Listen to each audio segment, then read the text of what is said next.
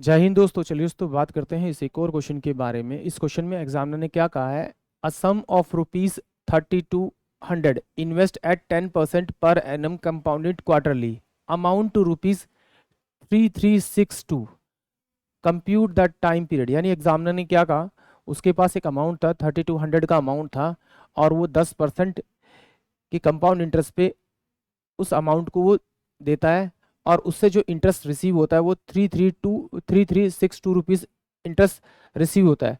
But जो interest वो calculate करता है वो क्वार्टरली करता है। अब जरा क्वार्टरली, हाफ ईयरली और ईयरली के बारे में समझते हैं, तभी इस क्वेश्चन को हैंडल करेंगे। पहली बात तो जो 12 महीने होते हैं, 12 महीने को हम एक ईयर कंसिडर करते हैं। और जब हाफ ईयरली की बात आए तो हम 6 मंथ को क्या करते हैं, ईयर कंसिडर करते हैं। और क्वार्टरली की बात आए तो हम 3 महीने को ईयर कंसिडर करते हैं। तो एक साल के अंदर 12 महीने यानी कि एक साल, 6 महीने 2 बार आते हैं यानी कि 2 ईयर। और क्वार्टरली की बात करें तो 3 3 महीने के मेरे पास 4 स्लॉट आएंगे यानी कि क्या हो जाएंगे, 4 ईयर। जब मेरे को बोलेगा ईयरली तो रेट ऑफ इंटरेस्ट मेरी 12 महीने की होगी। बट जब मेरे को बोलेगा वो हाफ ईयरली या सेमी एनुअली तो मैं इस रेट ऑफ इंटरेस्ट को क्या करूंगा, आधे से डिवाइड कर दूंगा, ये 5% हो जाएगी सेमी एनुअली।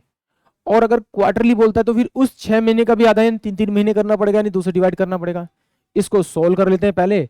तो ये मेरे पास कितना आएगा, ये आएगा 10 बटे में कितना आएगा आपका 400। सोल्व करेंगे तो इसका मतलब 1/40 आ जाएगा, या क्या आ जाएगा आपका 1/40 आ जाएगा। अब चलते हैं इस क्वेश्चन को जरा हैंडल करते हैं। एग्जामिनर ने क्या कहा, उसके पास में 3200 रुपए थे। उसने क्या किया, उसको क्वार्टरली दिया इंटरेस्ट पे। तो पहले एक बार देख लेते हैं, इन दोनों अगर मैं डिफरेंस करूं तो मुझे एक्यूरेट इंटरेस्ट मिल जाएगा, यानी 3200 माइनस करूंगा तो मेरे पास कितना आएगा आपका, सॉरी 200, तो ये 162 रुपीज। ये टोटल जो इंटरेस्ट आया उसका वो कितना आया, वो 162 आया। यानी कि अगर मैं इसको सोल्व करता हूं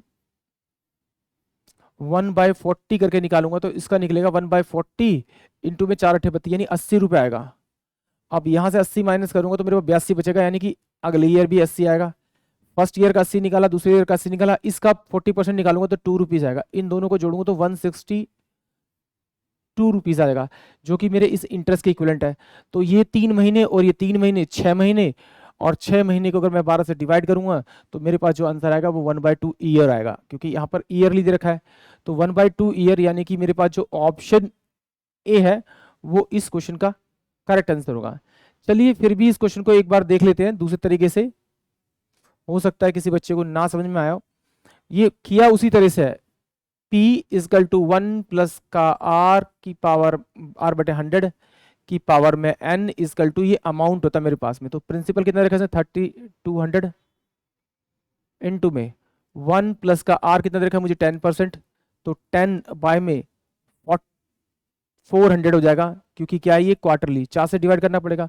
और टाइम पीरियड मुझे पता नहीं था, N इंटू में से 4 से मल्टीप्लाई करना पड़ेगा। वहां भी ऐसे ही किया है।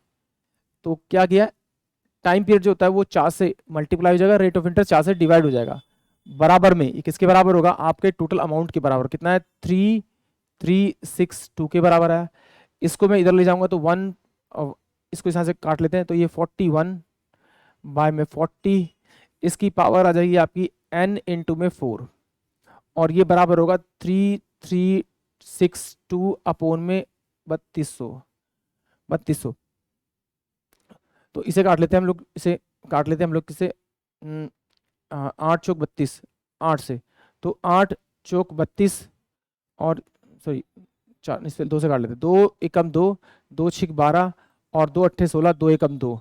तो ये मेरे पास कितना हो जाएगा आपका, 2 एकम 2, 2 एकम 2, 2 छिक 12, 0 0, यानी कि 41 बाय में 40 की पावर में n इंटू में 4 बराबर में, ये 1600 है तो ये कितना है 40 है, तो 40 इंटू 40 1600 होगा, तो ये 40 होगा, तो ऊपर वाला 41 ही होगा। इसकल टू में कितना आ गया, ये 2 ईयर। ये बेस सेम में काट दीजिए तो n इंटू में 4 बराबर होगा मेरे 2 के बराबर में, यहाँ से ये कट जाएगा तो n की वैल्यू जो आएगी वो 1/2 आ जाएगी। यानी कि इसका जो ऑप्शन ए जो है वही इस क्वेश्चन का करेक्ट होगा। आई होप आप सभी को क्वेश्चन समझ में आया होगा। जय हिंद, जय भारत।